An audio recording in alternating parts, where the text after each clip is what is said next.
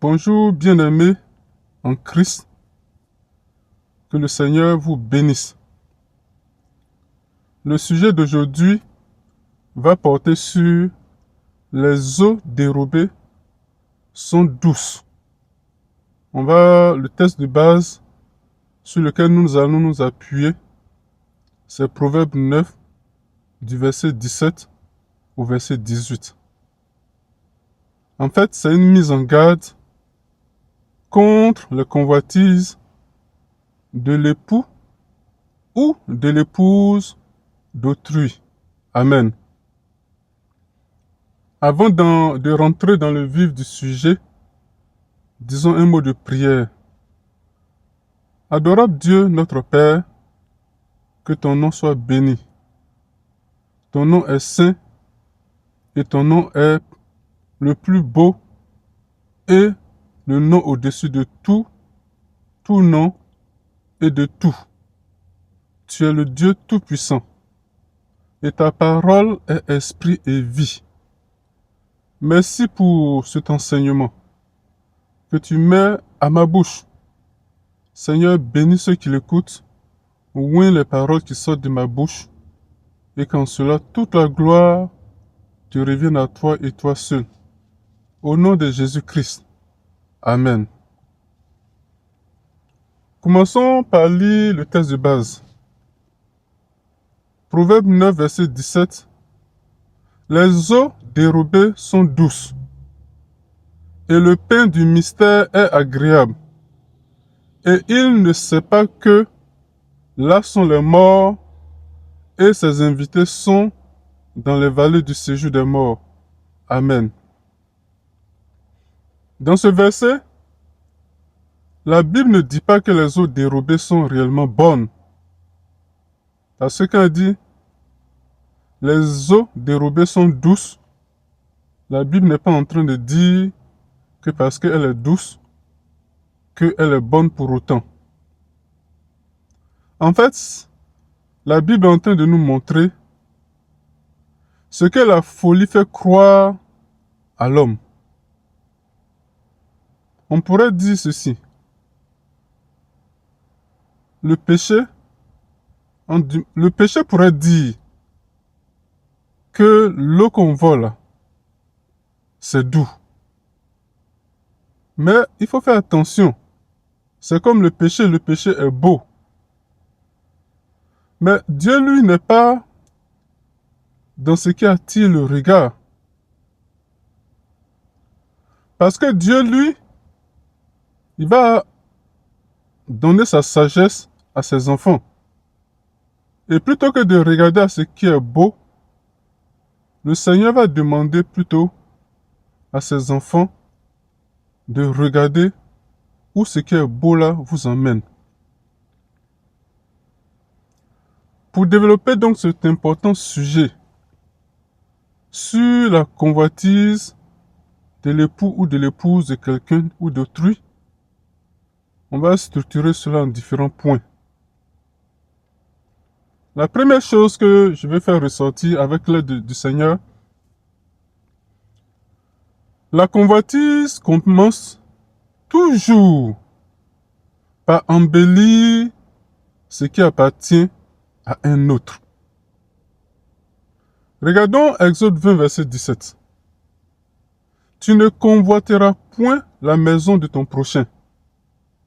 Tu ne convoiteras point la femme de ton prochain, ni son serviteur, ni sa servante, ni son bœuf, ni son âne, ni aucune chose qui appartienne à ton prochain. Amen. Dieu n'est pas en train de dire seulement ici, tu ne prendras pas. Dieu est en train de dire plutôt, tu ne convoiteras pas. Pourquoi? Parce que, bien aimé, l'adultère commence souvent avant même le lit. Ce n'est pas toujours le cas, c'est vrai. Mais dans la majorité des cas, l'adultère commence avant le lit. il peut commencer par exemple par un regard, ou même dans l'imagination. Ça peut être des comparaisons. Au départ, ça paraît banal. Ou même dans le cœur. Prenons par exemple un exemple. Prenons le cas d'une femme mariée. Une femme mariée, par exemple, voit un frère qui est vraiment doux, qui est poli, qui est respectueux, qui est vraiment bien habillé, qui prend soin de son corps, vraiment un frère bien soigné. Et puis en plus, ce frère-là, il est spirituel à l'église. Une des choses qui peut arriver, c'est que cette femme mariée-là, elle peut commencer à penser, mais lui au moins, il parle bien. Lui au moins, il écoute. Si mon mari pouvait être comme ça, lui au moins, il semble vraiment mature. Mais ce que notre sœur ne sait pas, c'est qu'elle ne vit pas avec cette personne, ce frère. Elle ne connaît pas ses silences à la maison. Elle ne connaît même pas ses humeurs. Elle ne sait même pas quelle faiblesse il a. Quels sont les combats qu'il est en train de mener. Elle ne sait même pas dans quelle dette il est plongé. Son caractère, ses impatiences, ses blessures qu'il a déjà eues dans la vie. Ce qu'elle fait en fait, elle est en train de comparer le quotidien réel de son mari avec l'apparence publique d'un autre homme. Ce qu'on montre dans le public là, mes bien-aimés, ce n'est pas toujours la réalité. C'est pour ça que le verset dit les eaux dérobées. Parce que dans ce que je viens de donner comme exemple, on pourrait dire que c'est là que les eaux dérobées commencent à apparaître douces. Oui, ça paraît, mais ce n'est pas en réalité doux. Mais ça paraît doux. Et même si c'était doux, ce n'est pas pour toi. Amen. Le deuxième point qu'on pourrait développer autour de ce sujet, la Bible montre, on est tous des lecteurs de la Bible, on est des enfants de Dieu certainement. La Bible nous montre que le cœur peut désirer ce que Dieu n'a pas donné. Genèse 3, verset 6 dit ceci. La femme vit que l'arbre était bon à manger et agréable à la vue, et qu'il était précieux pour ouvrir l'intelligence. Elle prit de son fruit et en mangea. Elle en donna aussi à son mari, qui était auprès d'elle, et il en mangea. Amen. Le fruit qui a été interdit par le Seigneur devient tout à coup, en tout cas, bon à manger. Tout à coup, il devient agréable à la vue. Tout à coup, il devient précieux. Regarde ce que le verset qu'on vient de lire dit. Mais ce table-là, ou ce fruit-là, il a été interdit par le Seigneur. Qu'il soit agréable, qu'il soit bon à manger, qu'il soit précieux, mais quand même, il est interdit. C'est là le piège. Ce que Dieu défend peut paraître meilleur simplement parce que le cœur s'est laissé séduire. Voici le problème. Amen. Et donc, ramenons ce qu'on vient de dire au mariage. Par exemple, l'épouse d'autrui peut paraître plus douce parce qu'elle ne vous doit rien.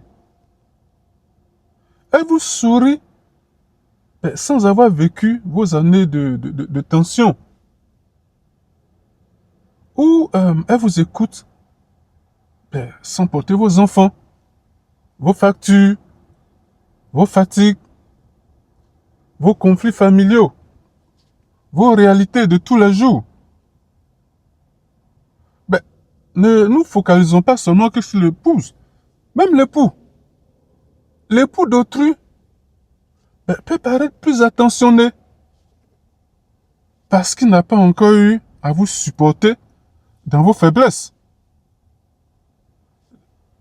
Il ne vous a pas encore supporté dans vos peurs, ou bien dans vos exigences, ou même dans vos jours difficiles. Il peut paraître plus attentionné parce qu'il n'a pas encore eu à porter tout cela. Mais bien aimé, ce n'est pas forcément de l'amour cela. En fait, c'est plutôt une image embellie par la distance. La distance fait croire que c'est beau, c'est meilleur. Mais en réalité, c'est faux. Je dirais, c'est une sorte de mirage. Amen. Prenons aussi la Bible. Ça sera un troisième point. Prenons par exemple dans Proverbe 5, verset 3 au verset 5. On va en lire quelques, peut-être, bon, en tout cas, lisons. Car les lèvres de l'étranger distillent le miel, et son palais est plus doux que l'huile. Mais à la fin, elle est amère comme l'absinthe, aiguë comme un glaive à deux tranchants. Ses pieds descendent vers la mort, ses pas atteignent le séjour des morts. Amen. La femme étrangère parle avec douceur, mais son chemin descend vers la mort. C'est ce que Proverbe est en train de nous dire. Une remarque très importante. Au début, c'est doux, mes bien-aimés. La Bible ne nie pas que la tentation puisse être agréable au départ. Mais ce que la Bible dit, regarde la fin. Au début, qu'est-ce qu'on voit souvent dans les eaux dérobées, dans des relations qui se font en cachette? Au début, c'est des messages doux. Ça peut être des compliments. Ah, tu es beau, mon frère. Mon frère en Christ. Souvent, c'est les sœurs qui vont dire ça. Ah, tu es gentil, tu es doux. Vraiment, ta femme ne sait pas ce qu'elle a. Ça peut être souvent ces genres de paroles. Ça peut être aussi des compliments vis-à-vis d'une femme mariée. Ah, tu es belle. Oh, tu es la plus belle. Ou bien, tu es compréhensible. En tout cas, c'est souvent des compliments. Et puis, souvent, lorsque on traverse des moments un peu plus difficiles, c'est parfois une oreille qui est attentive, qui est compréhensible, et ainsi de suite. Et puis bon, mais à la fin, lorsque on tombe dans ce piège, qu'est-ce qui va se passer? Mais à la fin, évidemment, en temps l'eau, je vais dire beaucoup de mal ont été déjà faits. L'eau a été déjà dérobée. Ben, qu'est-ce qui va se passer? On va commencer à vivre une vie de mensonge pendant qu'on est dans son foyer. La confiance entre les conjoints. Et cela, qu'est-ce qui va entraîner? Des familles brisées, des enfants blessés, et même la conscience complètement obscurcie, et je dirais troublée. Et le pire de tout cela, la relation avec Dieu sera forcément affectée. Et je crois que parfois même, on va vivre dans la honte. Prenons l'exemple d'un homme marié qui se plaint souvent que sa femme ne l'encourage pas. Et puis, cet homme marié-là, sur son lieu de travail, ben, une collègue lui dit, «Oh, franchement, ta femme exagère. Elle ne sait pas quelle chance elle a de t'avoir.» Mais cette phrase, dans un moment, surtout de difficultés, de questionnement, enfin, pas mal de petits troubles au niveau conjugal, ces petites choses qui peuvent arriver de temps en temps. Mais cette phrase peut devenir du miel pour cet homme. Mais si cet homme ouvre son cœur à cette femme, ben, il ne reçoit pas seulement un compliment, il ouvre une porte spirituelle. Amen. Alors, maintenant, nous allons conclure. Frères et sœurs, aujourd'hui, nous avons découvert une vérité fondamentale. La Bible nous montre que l'adultère ne commence pas dans une chambre, mais il commence dans le cœur.